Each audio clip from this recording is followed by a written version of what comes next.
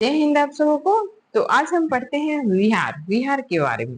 हमने इस चैप्टर को पढ़ा और समझा। चैप्टर हमारा है नए प्रश्न नए विचार, जिसमें हमने बुद्ध की जीवनी को पढ़ा। बुद्ध ने क्या संदेश दिया है और बुद्ध ने किन किन विषयों के बारे में प्रश्न उठाया। बुद्ध ने उस समय किन विषयों के बारे में प्रश्न उठाया, इसके बारे में हमने जाना। बुद्ध का जो टाइम पीरियड है उसे हमने जाना। बुद्ध ने सबसे प्रथम बार जब उन्हें ज्ञान की प्राप्ति हुई थी, तब उन्होंने सबसे प्रथम बार सारनाथ में अपना उपदेश दिया था। और ये सारनाथ का यह सारनाथ का जो स्तूप है यह इसी बात का प्रमाण है। तो इसके बाद हमने देखा कि किसा गोमती एक एक व्यथित जो महिला थी जिसका पुत्र समाप्त हो गया था, ये खत्म हो गया था। तो किस प्रकार बुद्ध ने उसे सांत्वना दी। उसी प्रकार हमने भारतीय दर्शन, जो हमारा दर्शन है उसके जो मूल रूप है, जो भारतीय दर्शन है, सर दर्शन है, उसके बारे में हमने जाना। फिर हमने देखा उपनिषदों का, जिसमें कि आत्मा और ब्रह्म के बारे में कहा गया है कि आत्मा क्या होती है और ब्रह्म क्या होता है। या फिर यहाँ पे हमने उपनिषद का मतलब समझा कि गुरु के समीप बैठना यानी उपनिषद। उसके बाद हमने देखा कि एक बुद्धिमान भिखारी ने किस प्रकार दो सर्वभौम ब्रह्म को उपासना करने वाले जो भिक्षु थे या ब्राह्मण थे, उनसे उन्होंने सवाल जवाब करके उस सवाल जवाब में या फिर चर्चा में वह अपनी जीत दर्ज की।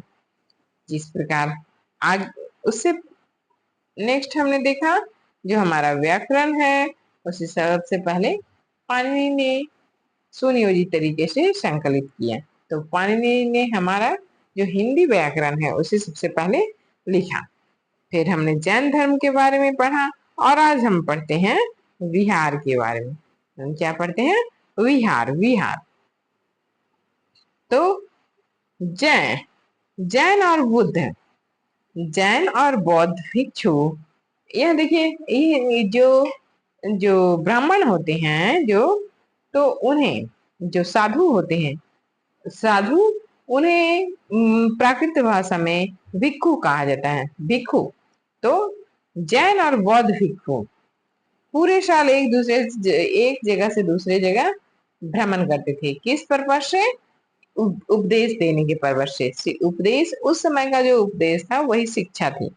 तो वो शिक्षा देने के पर्पज से एक जगह से दूसरे जगह क्या करते थे? भ्रमण करते थे, दिया करते थे।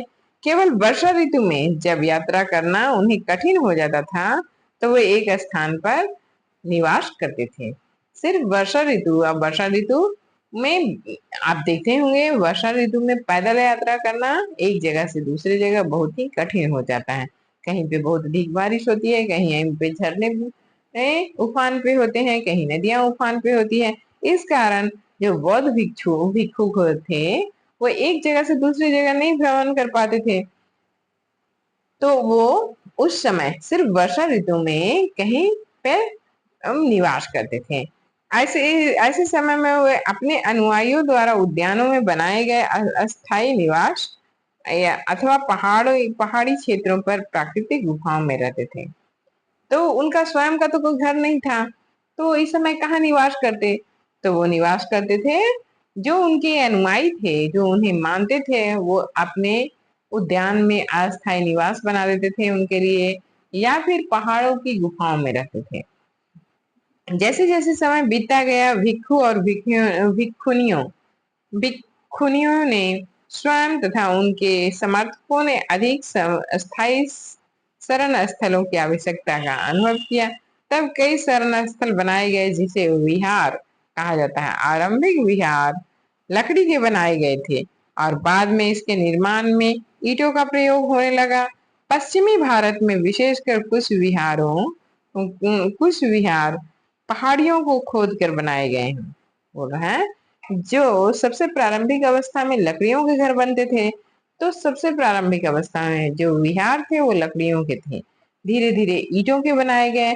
और जो पश्चिम भारत हमारा है, जो हमारा पश्चिम भारत है, वहां पे पहाड़ों को काट कर, पहाड़ों को खोद कर वहां पे विहार बनाए गए हैं।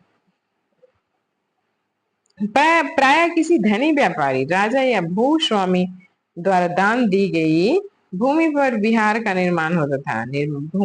जो विहार होता था उसका निर्माण कहाँ होता था?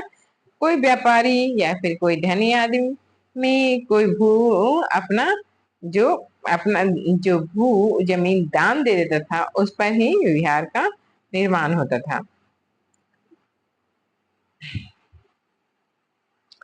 स्थानीय व्यक्ति भिक्षु और भिक्षुनियों के लिए भोजन, वस्त्र और दवाइयां लेकर आते थे। जहाँ पे वह निवास करते थे, तो वहीं के आसपास के लोग जो भिक्षु और भिक्षुनियों होते थे, उनको क्या देते थे?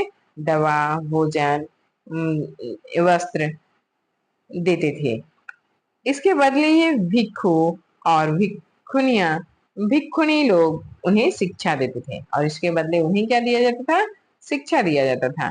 वे आगे आने वाली शताब्दियों में बौद्ध धर्म उपमहाद्वीप के विभिन्न हिस्सों के साथ साथ बाहरी क्षेत्रों में भी फैल गया। तो जैसे जैसे ये समय बढ़ता गया, बौद्ध धर्म का प्रसार देश से बाहर भी होता गया।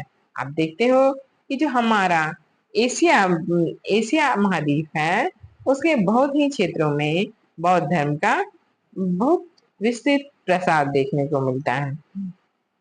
इस समय बौद्ध धर्म की एक नई धारा महायान का विकास हुआ था।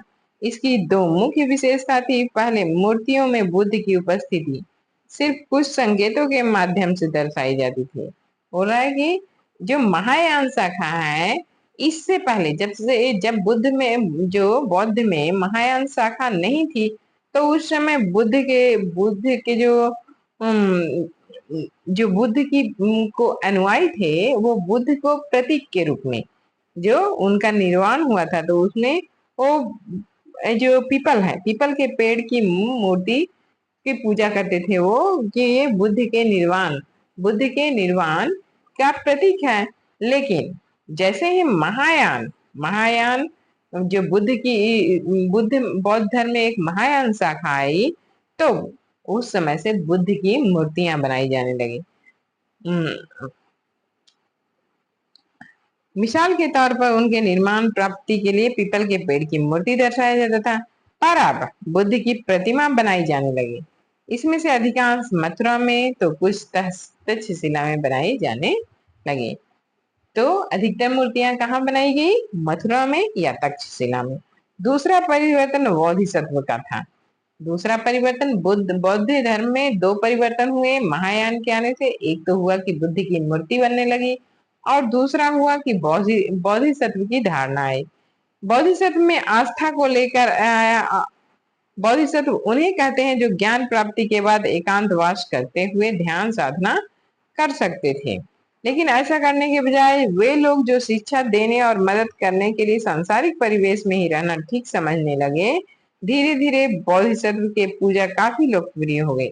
बोल रहे कि पहले जो बुद्ध ने शिक्षा दिया था कि अगर जो ज्ञान की प्राप्ति करना चाहता है उसे घर छोड़ देना चाहिए, लेकिन जैसे ही बोधिसत्व की धारणा आई, तो बोधिसत्व में था कि अगर ऐसा भी हो सकता है कि आदमी घर परिवार को देखते हुए भी ज्ञान की प्राप्ति में रह सकता है और शिक्षा दे सकता है। तो जो ये धारणा आई, तो इसके कारण बौद्ध धर्म का बहुत ही अधिक विकास हुआ। यह उस समय बहुत ज्यादा अधिक लोकप्रिय हुए पूरे मध्य एशिया में, चीन और बाद में कोरिया, जापान तक फैल गया। जो बोधिसत्व की धारणा आई, जिससे बौद्ध धर्म को कहाँ तक? एशिया के लगभग अधिकांश क्षेत्रों में फैल गया। बौद्ध धर्म का प्रसार पश्चिम दक्षिण भारत में हुआ। बौद्ध धर्म का प्रसार पश्चिम और दक्षिण भारत में हुआ, जहां बौद्ध भिक्षुओं को रहने के लिए पहाड़ों में दर्जनों गुफाएं खोदी गए। जो बौद्ध भिक्षु हैं, उनके रहने के लिए पहाड़ों पे बहुत अधिक गुफाएं खोदी गई। बौद्ध धर्म दक्षिण पूर्व की ओर श्रीलंका, म्यांमार, थाईलैंड, इंडोनेशिया सहित दक्षिण पूर्व एशिया के अन्य भागों में भी फैला है। थेरवाद नामक बौद्ध धर्म का आरंभिक रूप इन क्षेत्रों में कहीं अधिक प्रचलित था। जो इन्हीं का एक और रूप है थेरवाद, जो इन क्षेत्रों में अधिक प्रचलित हुआ। तीर्थयात्री। अब तीर्थयात्री किसे कहते हैं तो आप जानते होंगे।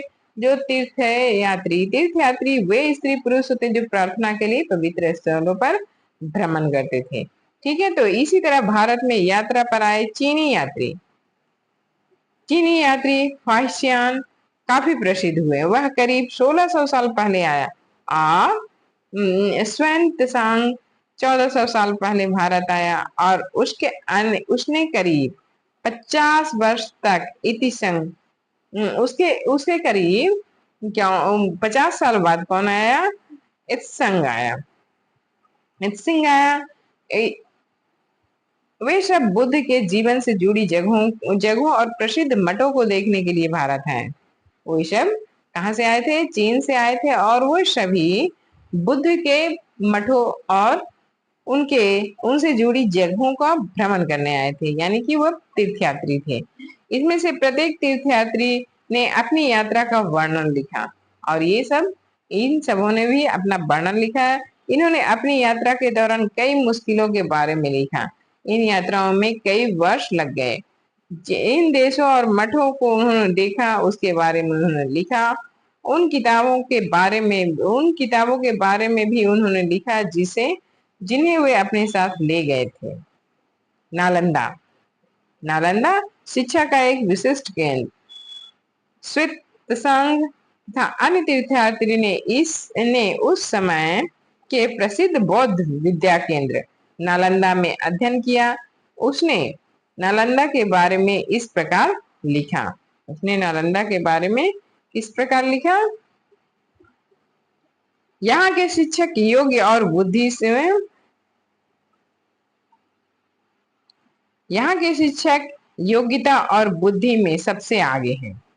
बुद्ध के उपदेशों का वह पूरी ईमानदारी से पालन करते हैं। मठ के नियम काफी सख्त हैं, जिन्हें सबको मानना पड़ता है। पूरे दिन वाद विवाद चलते रहते हैं। और है जो वहाँ मठ है उसके नियम बहुत ही सख्त है। वहाँ के शिक्षक बहुत योग्य हैं और बुद्ध का उपदेश था उसे वो कड़ाई से पालन करते हैं, जिसमें युवा और वृद्ध दोनों एक दूसरे की मदद करते हैं। क्या करने में? चर्चा करने में, वाद विवाद करने में। विभिन्न शहरों से विभिन्न विद्वान लोग अपनी शंकाएं दूर करने यहाँ आते हैं। किसी भी आदमी को कोई शंका हो तो वो यहाँ पे आकर अपनी शंका दूर करने आता है। नए आगंतुकों से पहले द्वारपाल ही कठिन प्रश्न पूछता है।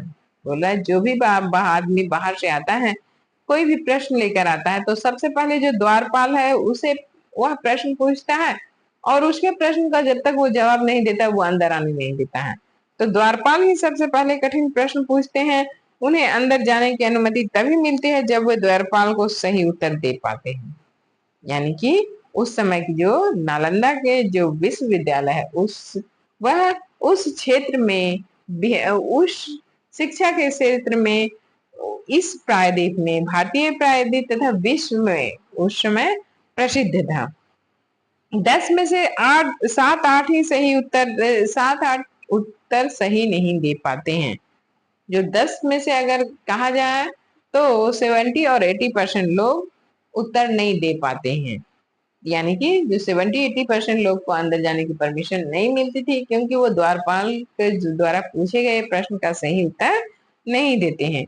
स्वयं त्सांग नालंदा में क्यों पढ़ना चाहता था? कारण बताओ। आप बता सकते हो कि उस समय जो बुद्ध के जो जीवन की घटना, जो बुद्ध का जो शिक्षा थी उसको नालंदा में बहुत ही कड़ी जो डिसिप्लिन के अनुसार पढ़ाया जाता था और उस समय वाद विवाद पे ज्यादा बल दिया जाता था और वाद विवाद के द्वारा जो समस्या होते थे उसका निराकरण किया जाता था। इस कारण जो श्वेत संघ था वह यहाँ पढ़ना चाहता था। अब देखिए जीवन के आश्रम, हमने अभी आश्रम के बारे में पढ़ा था। तो आश्रम कितने होते थे? हमने पढ़ा कि ब्रह्मचारी, गृहस्थ, वानप्रस्थ और सन्यास। ब्रह्मचारी में शिक्षा लेते थे और गृहस्थ में क्या करते थे, विवाह के रूप में विवाह करते थे और अपने फैमिली को आगे बढ़ाते थे, अपने राज्य को लीड करते थे। वानप्रस्थ में वो जंगल जाकर साधना करते थे और उन्हें वह पूरी तरह से राज्य से अलग नहीं होते थे, वह बीच बीच में अपने परिजनों से मिलते थे। लेकिन जब सन्यासी बनते थे तो वह पूरी तरह से घर परिवार या राज्य से मुक्त हो जाते थे, वो पूरी तरह से सन्यासी हो जाते थे और वो अपना जो जीवन था वह जो जो भगवान होते हैं या फिर जो तीर्थ स्थलों पे जाकर भ्रमण करते थे और वहां पे यज्ञ तपस्या करते थे। आश्रम व्यवस्था में वो लोग अपने जीवन में कुछ हिस्सा ध्यान में लगाने पर बल दिया जाता था। इस प्रकार हमने नए प्रश्न नए विचार पाठ को हमने पढ़ा और समझा। तो आप लोगों को भी यह पाठ लगभग समझ में आ चुका होगा। आप हमें कमेंट करके बताइएगा कि आपने पाठ को पढ़े तो कैसा लगा। ठीक है, धन्यवाद।